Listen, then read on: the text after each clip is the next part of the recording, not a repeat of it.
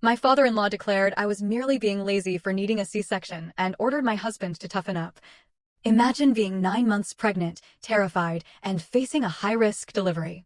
You're told a C-section is the safest choice for you and your baby. And the man you married, the father of your child, calls his dad to ask for permission to save your life. He wasn't joking.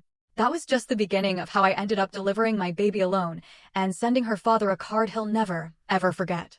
The weight of my 9-month pregnant belly felt like a constant anchor, pulling me down, but the real heaviness was in my heart. Every breath in our once happy home felt suffocating, thick with the unspoken truth that my marriage was crumbling, piece by painful piece.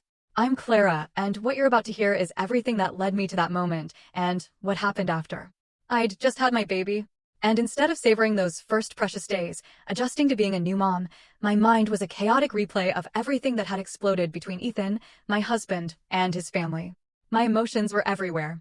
I kept second-guessing myself, wondering if I was insane for doing what I did. But let me start at the beginning. My father-in-law, Arthur, is, well, he's old school. Controlling. The kind of man who thinks everything was better back in his day and won't ever shut up about it. He genuinely believes men are meant to be leaders and women are meant to be quiet and obedient. He'd constantly make these little digs at me, how I dressed, how I cooked, how I should serve Ethan better. Like it was 1953 and I should just be grateful someone married me. I'll never forget Thanksgiving dinner, sitting there passing the potatoes, when he announced to everyone that marriages lasted longer in his generation because women knew their place. His wife, Margaret, just sat stirring her coffee, like she'd heard it 1,000 times. And I'm sure she had. It was exhausting.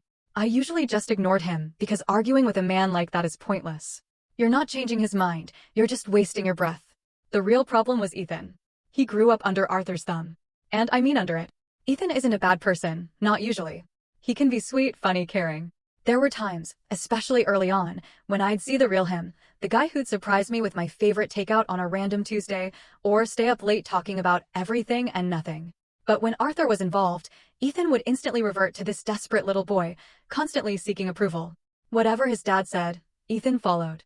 Even when it was clearly wrong. Even when it hurt me. We'd fought about it before, but I always told myself it would get better once we started our own family. I thought fatherhood would push him to finally step up, to break free from his dad's grip. I thought having a child would make him realize he needed to be his own man.